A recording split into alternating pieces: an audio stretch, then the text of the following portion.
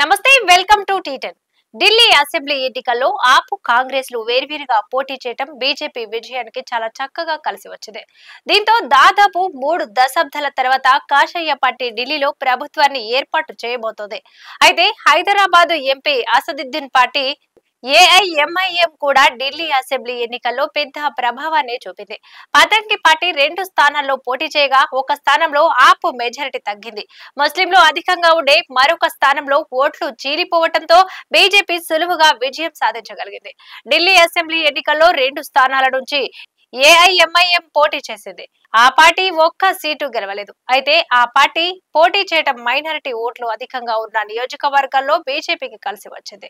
Minority ఓట్లను AIMIM చీల్చడం ద్వారా అది కాషాయ పార్టీకి లాభాన్ని చేకూర్చిందని రాజకీయ పరిశీలకులు అంటున్నారు. ఈ పార్టీ ఢిల్లీ ఎన్నికల్లో 2 అభ్యర్థులను బరిలో నిలిపింది. ఓఖ్లా నుంచి షిఫా ఉర్ రెహమాన్ ఖాన్, ముస్తాఫాబాద్ నుంచి తాహిర్ హుసేన్లను రంగంలోకి దింపింది. ఈ 2 నియోజకవర్గాల్లోనూ ఏఐఎంఐఎం 3వ స్థానంలో నిలవగా కాంగ్రెస్ ను 4వ స్థానానికి వెళ్లేలా చేసింది.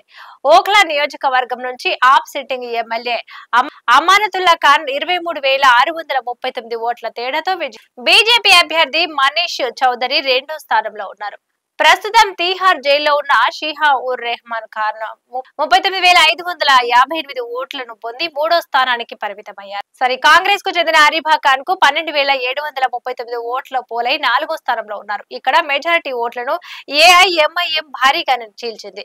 దీంతో ఆప్ సిట్టింగ్ ఎమ్మెల్యే ఎట్టకేలకు తన సిట్టింగ్ స్థానాన్ని నిలబెట్టుకున్న మెజారిటీ 50,000కు పైగా తగ్గటం గమనార్హం. ఏఐఎంఐఎం పోటీ చేసిన మరో సీటు ముస్తాఫాబాద్. ఇక్కడ మైనారిటీల ఓట్లు ఎక్కువ. దాదాపు 40% మంది ముస్లిం జనాభా ఉండే ఈ నియోజకవర్గంలో మైనారిటీ ఓట్లు చీలిపోయి బీజేపీ విజయానికి దారితీశాయి. ఆ పార్టీ అభ్యర్థి మోహన్ సింగ్ 17,578 ఓట్ల తేడాతో ఆప్ అభ్యర్థి ఆదిల్ అహ్మద్ ఖాన్ పై విజయం సాధించారు. ఇక్కడ ఆప్ కు 67,637 ఓట్లు వచ్చాయి.